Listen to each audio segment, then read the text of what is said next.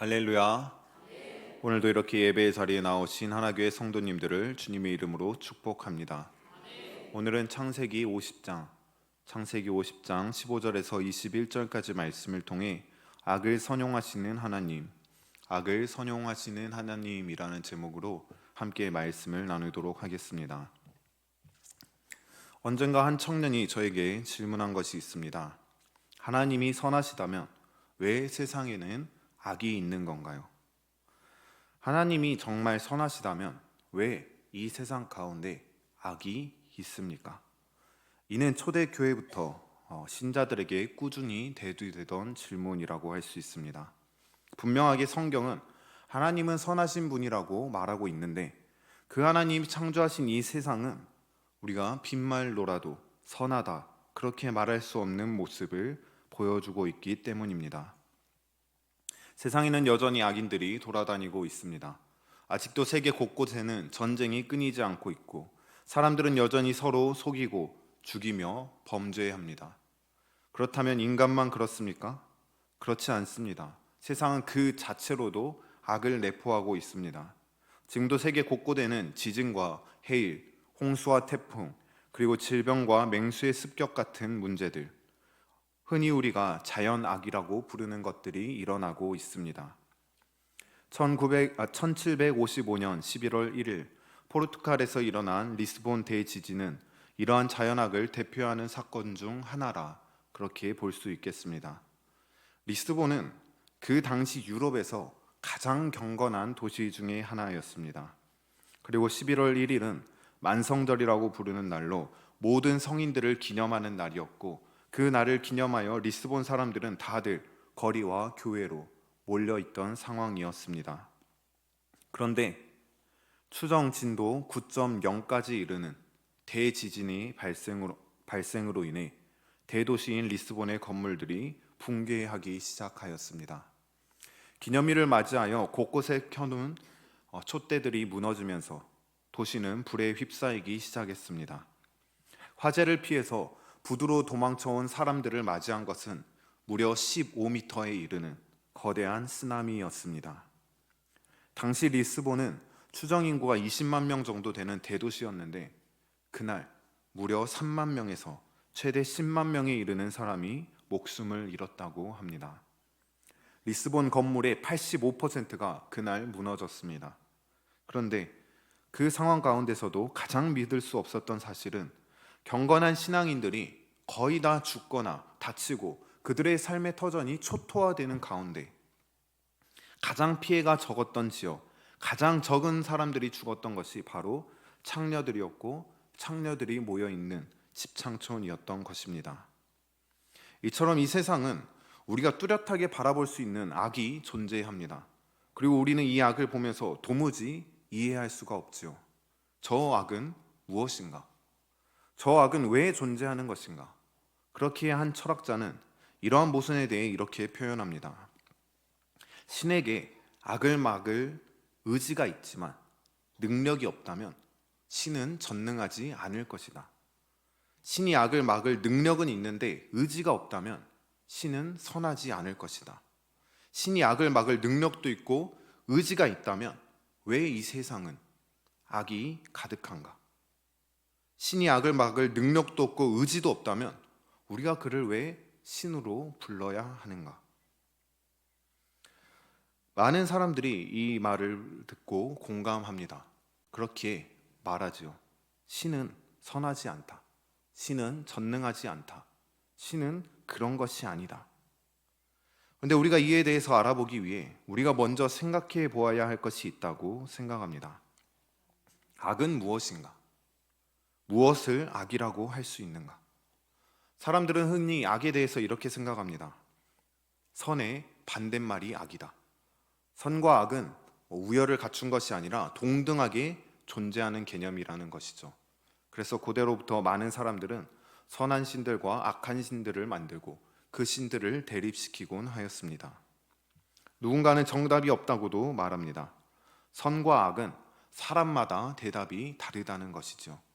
특히나 요즘처럼 정답이 없는 시대, 진리가 없는 시대에 사람들은 이 모든 것들은 그 사람에 따라 어떻게 생각하느냐에 따라 다르다고 말합니다.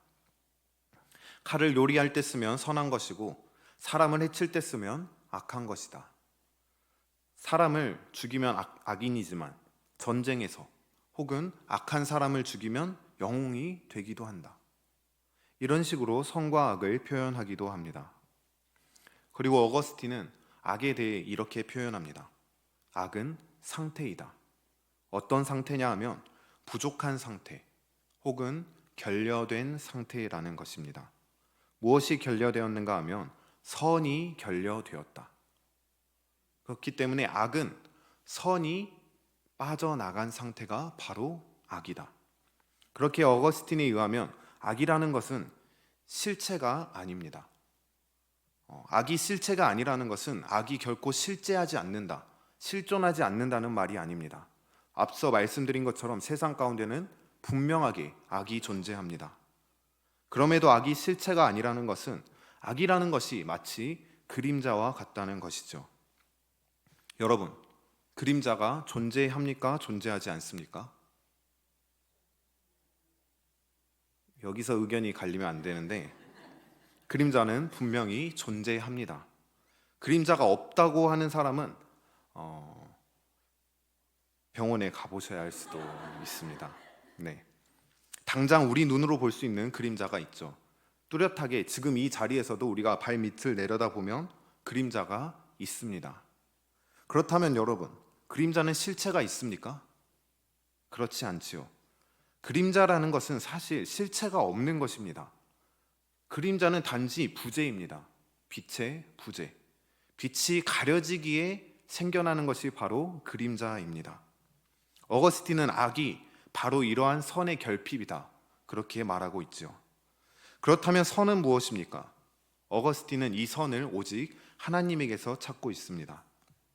하나님은 최고의 존재이시며 최고의 선이라는 것이죠.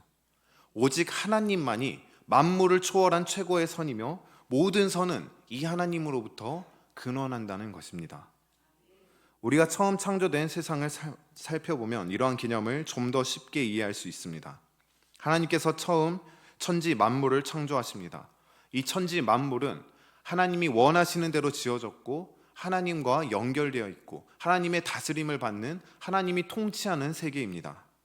그때 하나님께서 그 지으신 것을 보고 뭐라고 말씀하느냐? 우리 창세기 1장 31절 함께 읽어보겠습니다. 하나님이 지으신 그 모든 것을 보시니 보시기에 심히 좋았더라. 저녁이 되고 아침이 되니 이는 여섯째 날이니라. 아멘. 하나님께서 처음 지으신 이 세계는 참 좋은 세계, 하나님 당신이 보시기에도 참 좋은 세상이었다는 것이죠. 그리고 우리는 이 세상의 특징을 잘 알고 있습니다. 바로 악이 없는 세상입니다. 아담과 하와는 하나님의 말씀대로 살아가고 그 세상은 평화가 가득합니다. 죄도 없고 죽음도 없고 노화도, 어떤 질병이나 재난, 슬픔, 고통조차 존재하지 않습니다. 그곳에는 오직 기쁨과 행복만이 가득합니다. 그런데 그런 유토피아적인 세상 가운데 무슨 일이 일어납니까? 죄가 들어오게 됩니다. 창세기 3장 6절 말씀 함께 읽어보겠습니다. 여자가 그 나무를 본즉 먹음직도 하고 보암직도 하고 지혜롭게 할 만큼 탐스럽기도 한 나무인지라. 여자가 그 열매를 따먹고 자기와 함께 있는 남편에게도 주매 그도 먹은지라. 아멘. 인간이 죄를 지은 결과, 그 결과가 어떻게 되었는가? 가장 먼저 인간과 하나님 사이의 관계가 단절되었습니다. 인간의 영혼이 죽음으로써 인간은 더는 하나님의 형상을 온전하게 유지할 수 없게 되었죠. 모든 인간은 죄인이 되었습니다. 세상에는 노화와 죽음과 질병과 고통이 찾아오게 되었고, 하나님의 이 세상 가운데에도 온갖 재난들이 생겨나게 됩니다. 죄로 인해 단절된 하나님의 관계, 즉 최고 선이신 그 하나님으로부터 그 선을 공급받지 못하기 때문에 그 선의 결핍으로 인해 이 세상 가운데 악이 드러나게 된 것이죠. 그렇기에 인간은 사실 이러한 악에 대해서 하나님을 향하여 그 어떠한 원망도 할 수 없는 존재다, 말할 수 있습니다. 하나님께서는 악을 만들지도 않으셨고 악이 생겨날 수밖에 없는 환경을 조성하신 것도 아니기 때문입니다. 이것은 오직 인간으로 인해 발생한 것입니다. 그렇다면 여기서 생기는 질문이 있습니다. 그렇다면 우리는 이 악한 세상 가운데 소망 없이 살아가야 하는가? 이 악한 세상에 하나님의 책임이 없다면 이것이 온전히 우리의 책임이고 우리가 감당해야 할 대가라면 우리에게는 마땅히 그 어떠한 소망도 없다, 그렇게 말할 수 있겠습니다. 그것이 우리가 받아야 할 마땅한 현실이고 마주해야 할 마땅한 상황이라는 것이죠. 우리는 이 고통스러운 세상 가운데서 고통스러운 삶을 살다가 지옥에 가서 영원히 고통받는 것이 우리에게 주어진 운명입니다. 그것이 바로 우리에게 주어진 유일한 길이었죠. 하지만 그럼에도 우리가 소망을 가지고 이 땅을 영위할 수 있는 것은 바로 하나님의 은혜와 주권이 있기 때문입니다. 하나님께서는 한없는 은혜로 악한 우리를 불쌍히 여겨 주셨으며 구원하셨습니다. 하나밖에 없는 독생자 예수 그리스도를 나를 위해 내어주셨으며 그로 말미암아 우리는 오직 은혜로 구원받은 자가 되었습니다. 하나님의 자녀가 되었습니다. 영생을 허락받았습니다. 그렇게 우리는 소망을 가지고 살아갑니다. 이 약한 세상을 떠나면 이곳은 너무나도 악하고 이곳은 너무나도 어려운, 힘든, 고통스러운 그런 공간이지만 이 세상을 떠나면 우리에게는 더 나은 본향이 기다리고 있기 때문입니다. 그 본향을 바라보면서 우리는 이 세상의 악을 이겨낼 수 있습니다. 그 어떤 악한 세상과 현실과 대적들보다도 더 큰 소망을 주는 것이 바로 하나님의 은혜이기 때문입니다. 하지만 우리가 이 땅 가운데서 소망을 가질 수 있는 것은 단지 죽음 이후만은 아닙니다. 우리는 이 땅 가운데서도 그 소망을 가지고 누리며 살아갈 수 있습니다. 하나님의 주권은 하나님의 그 선하신 형상을 잃어버린 이 땅 가운데에서도 여전히 드러나고 있기 때문입니다. 그렇기에 바울은 로마서 말씀을 통해 이렇게 전합니다. 8장 28절 말씀 함께 읽어보겠습니다. 우리가 알거니와 하나님을 사랑하는 자 곧 그의 뜻대로 부르심을 입은 자들에게는 모든 것이 합력하여 선을 이루느니라. 아멘. 바울은 말합니다. 하나님께서 성도들에게 선을 이루신다. 그런데 무엇으로 선을 이루느냐? 모든 것이 합력하여 선을 이룬다는 것입니다. 선한 것, 하나님을 따르는 자들, 거룩한 것들, 이것들만으로 선을 이룬다는 것이 아닙니다. 모든 것, 선한 것도 악한 것도 모두 다 사용하여 선한 것을 이루신다. 즉 하나님의 뜻을 이루신다는 것입니다. 오늘 우리가 함께 읽은 본문 말씀은 이러한 하나님의 섭리와 주권을 가장 잘 드러내고 있는 말씀이라고 할 수 있겠습니다. 오늘 본문 말씀은 마침내 야곱이 숨을 거두고 그 뒤에 자신의 아들들 가운데 일어난 사건, 그 사건을 조명하고 있는데 요셉의 형들이 요셉을 찾아갑니다. 15절 말씀 함께 읽어보겠습니다. 요셉의 형제들이 그들의 아버지가 죽었음을 보고 말하되 요셉이 혹시 우리를 미워하여 우리가 그에게 행한 모든 악을 다 갚지나 아니할까 하고. 아멘. 요셉의 형들은 아버지가 죽자 걱정하기 시작합니다. 그들이 요셉에게 행한 악이 너무 많기 때문입니다. 자신들이 행한 악이 있는데 그 악이 두려운데 자신들을 보호해주던 요셉을 막아주던 그렇게 생각하고 있던 야곱이 이제 죽었으니 자신들이 행했던 그 악이 자신들에게 다시 돌아오지 않을까, 그들의 동생 요셉이 그 악을 자신들에게 갚지 않을까 두려워서 전전긍긍하는 것이죠. 그의 형들이 요셉에게 어떤 악을 행합니까? 기본적으로 그들은 요셉을 심히 시기하고 미워하였습니다. 창세기 37장 4절에서 5절 함께 읽어보겠습니다. 그의 형들이 아버지가 형들보다 그를 더 사랑함을 보고 그를 미워하여 그에게 편안하게 말할 수 없었더라. 꿈을 꾸고 자기 형들에게 말하며 그들이 그를 더욱 미워하였더라. 아멘. 아버지 야곱이 자식들을 똑같이 사랑하고 똑같이 아껴 주어야 하는데 요셉을 특별히 사랑합니다. 특별히 아껴주고 편애합니다. 이런 야곱의 편애에 형들은 요셉을 미워하게 되죠. 누가 보기에도 자기들을 무시하는 것처럼 보이는 그 요셉의 꿈 이야기. 당신들이 나에게 엎드려 절했다. 그렇게 말하고 있는 그 꿈 이야기에 그들은 더욱 요셉을 미워하고 또 시기합니다. 자기의 동생을 미워하고 시기하는 이 모습이 얼마나 악합니까? 그런데 그들의 악은 거기서 끝나지 않습니다. 그들은 자신의 동생을 죽이고자 모의합니다. 창세기 37장 20절 말씀 함께 읽어보겠습니다. 자, 그를 죽여 한 구덩이에 던지고 우리가 말하기를 악한 짐승이 그를 잡아먹었다 하자. 그의 꿈이 어떻게 되는지를 우리가 볼 것이니라 하는지라. 아멘. 그들은 다른 누구도 아닌 자신들의 이복 동생을 죽이고자 악을 모의하였습니다. 비록 그 악을 실행까지 옮기지는 않았지만 그 동생을 노예 상인들에게 팔아버립니다. 그것은 그야말로 있을 수 없는 악이라고 생각합니다. 집에서 곱게 자라난 아이, 아버지의 사랑을 듬뿍 받고 편애를 받아온 이 아이가 노예 상인에게 팔려서 저 멀리 타양까지 떠나간다면 어떻게 되겠습니까?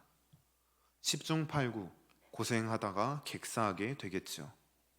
그들은 자신들의 손에 피를 묻히지 않으려고 했을 뿐 여전히 동생을 해하고자 하였습니다. 그렇기에 오늘 요셉은 이렇게 말합니다. 당신들은 나를 해하려 하였다. 당신들은 나를 해하려 하였다. 그런데 그 뒤에 요셉이 무엇이라 고백하느냐? 20절 말씀 함께 읽어보겠습니다. 당신들은 나를 해하려 하였으나 하나님은 그것을 선으로 바꾸사 오늘과 같이 많은 백성의 생명을 구원하게 하시려 하셨나니. 아멘. 요셉은 이렇게 고백합니다. 당신들은 나를 해하려 하였다. 당신들은 동생인 나를 죽이려 하였다. 당신들은 나에게 악을 행하였다. 그렇지만 하나님께서 그 악을 선으로 바꾸셨다. 하나님께서 당신들의 악까지도 사용하셔서 이루셨다. 무엇을 이루십니까? 오늘과 같이 많은 백성의 생명을 구원하게 하는데 요셉을 사용하고자 그렇게 이루셨다는 것입니다. 실제로 요셉은 애굽에 와서 바로의 꿈을 해몽하고 총리의 자리에 앉아서 곡식을 관리합니다. 세상 가운데 7년의 풍년과 7년의 흉년이 있을 것인데 하나님은 요셉을 사용하셔서 그 뜻을 밝히셨고 요셉을 사용하셔서 풍년 기간 동안 곡식을 예비하게 하셨고 그 예비한 곡식으로 7년의 흉년 기간 동안 요셉을 통하여 애굽 온 땅의 백성들이 굶어 죽지 않도록 하셨습니다. 그 인근 각국 백성들까지도 굶주려 죽지 않도록 하셨습니다. 그리고 하나님께서는 이 요셉을 통하여 야곱과 그의 아들들을 풍요로운 애굽 땅으로 이동하게 하셨으며 그 땅에서 이스라엘 백성을 번성하게 하셨고 이스라엘 왕국을 세울 기초를 준비하게 하셨습니다. 여러분, 이것이 얼마나 놀랍고 선하신 하나님의 뜻입니까?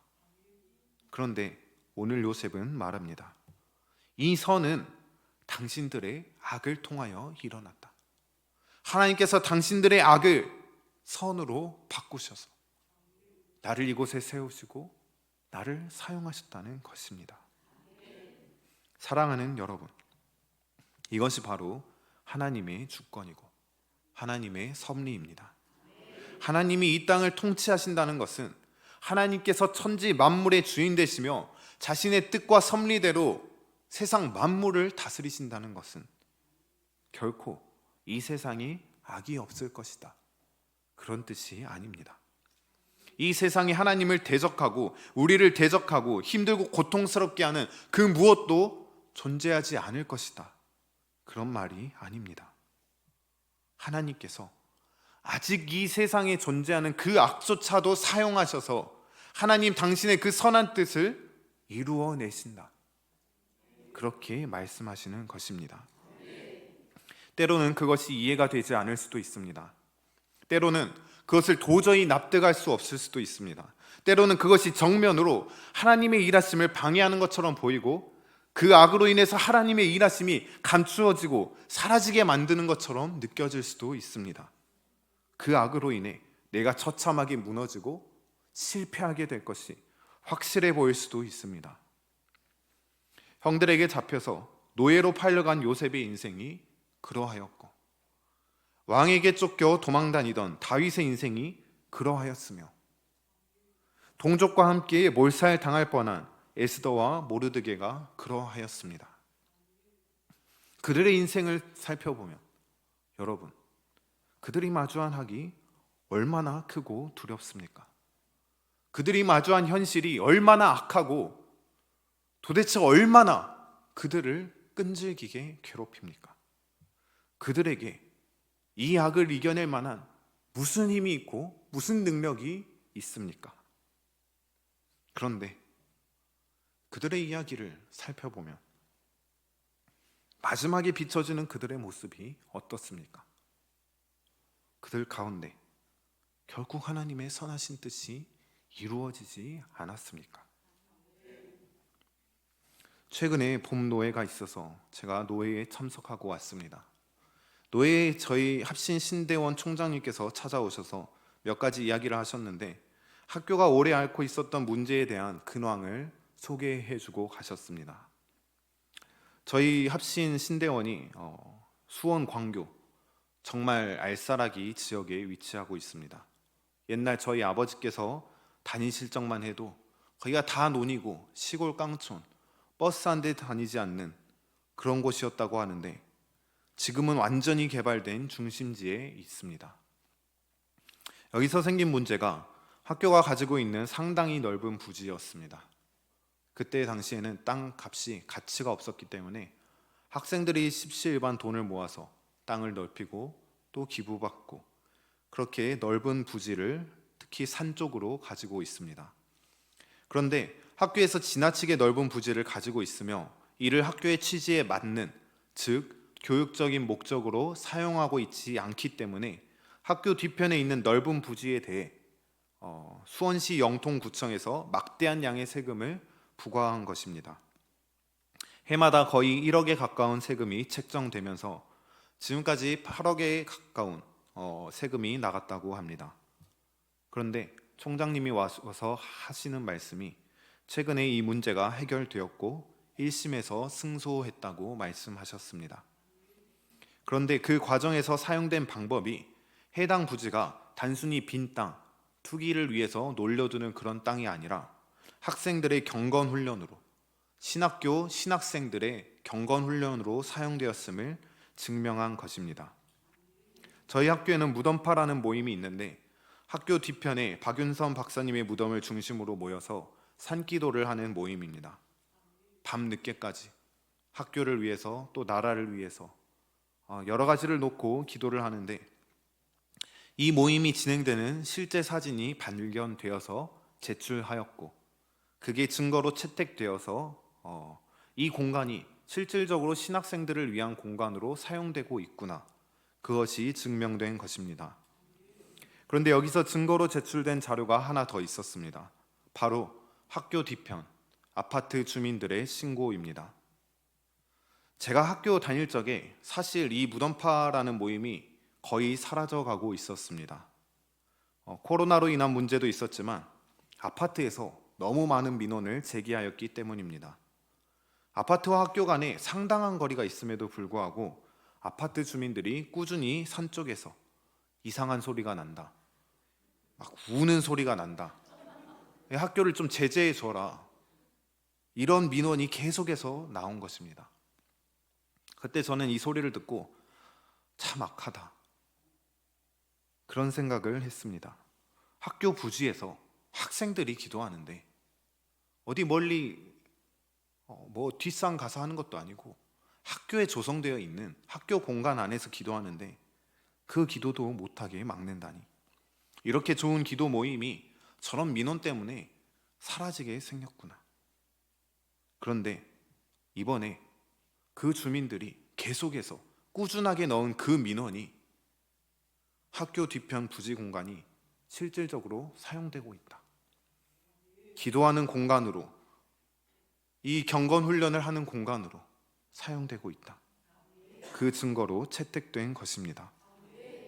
하나님께서 이 악을 선으로 바꾸사 하나님의 뜻이 세상 가운데 드러나게 일하신 것이지요. 사랑하는 여러분, 이것이 하나님께서 일하시는 방식입니다.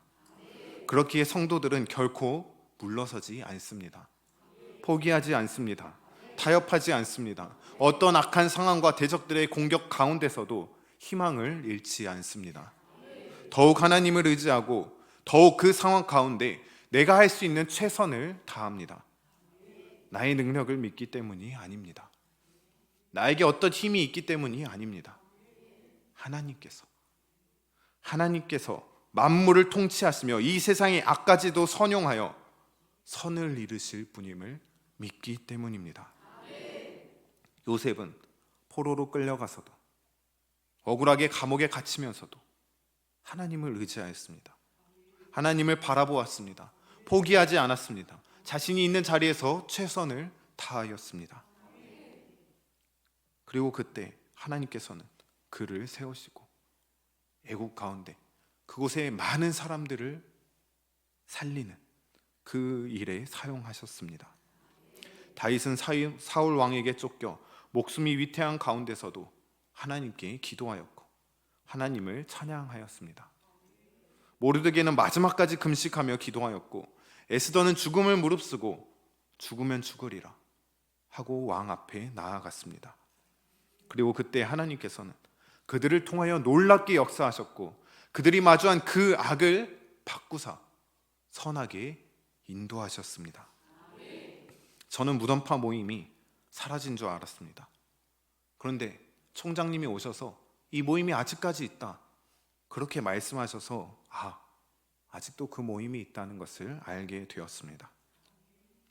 아직도 그곳 가운데